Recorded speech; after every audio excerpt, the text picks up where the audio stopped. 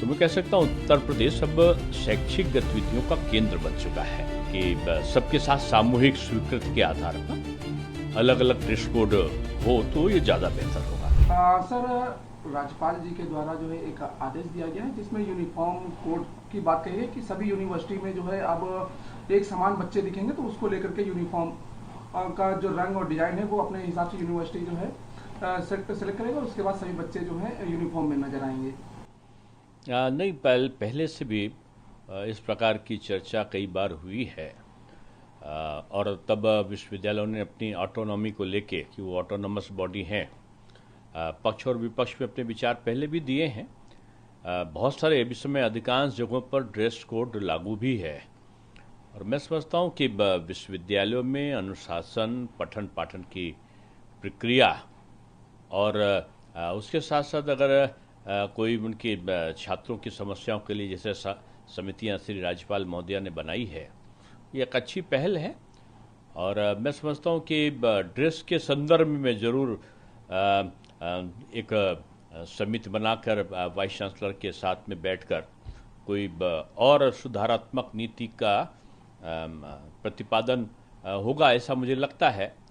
और एक समान बच्चे दिखें, अलग अलग देखते उनको लग जाए कि ये इस विश्वविद्यालय के हैं, तो ये भी अच्छी बात हो सकती है। अब इस पे तो विश्वविद्यालयों के वाइस चांसलर्स का और वहाँ के शिक्षक का और उनकी एक आम राय होनी चाहिए। और मैं समझता हूँ कि शिक्षा में जिस प्रकार के सुधार के कार्यक्रम किए गए हैं वर्तमान सरकार में, जब मैं उप मुख्यमंत्री के साथ शिक्षा विभाग था तो हम लोगों ने 4 चीज़ों पर लेकर कार्य किया था कि गुणवत्तापरक शिक्षा हो और तनाव मुक्त विद्यार्थी हो, सुखी मन शिक्षक हो और नकल विहीन परीक्षा हो। और इन चारों बिंदुओं पर बहुत बेहतर कार्य हुआ था। तो सुखी मन शिक्षक का मतलब था कि उनकी पेंशन, ग्रेच्युटी और तमाम प्रकार की चीज़ों पर उनका निस्तारण हो। एक विषय ये भी आया था कि 65 वर्ष की आयु क्या हो सकती, इस पर भी एक चिंतन मनन हुआ था। जैसा यूजीसी के दिशा निर्देश हैं तो इस पर भी एक विचार हुआ था। उनकी ग्रेच्युटी, उनके फंड्स, सबसे पहले उत्तर प्रदेश सरकार ने उनको 7वां वेतन दिया था। तो बहुत सारी चीज़ें हैं। नकलविहीन परीक्षा के लिए जो हमारा एक नियम बना, तो वो पूरे भारत में उसको अडॉप्ट करा जाए, ऐसा माननीय न्यायालयों के निर्णयों में उसको वर्णित किया गया। तो मैं कह सकता हूँ उत्तर प्रदेश अब शैक्षिक गतिविधियों का केंद्र बन चुका है और ये एक अच्छा वो है कि सबके साथ सामूहिक स्वीकृति के आधार पर अलग अलग ड्रेस कोड हो तो ये ज़्यादा बेहतर होगा।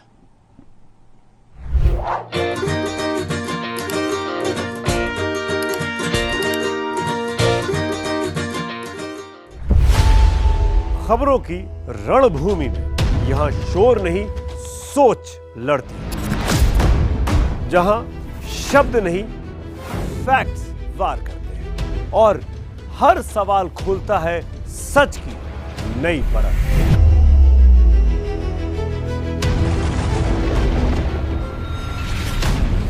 चक्रव्यूह आपके अपने सुमित अवस्थी के साथ सोमवार से शुक्रवार शाम 6:57 पर टाइम्स नाउ नव भारत पर।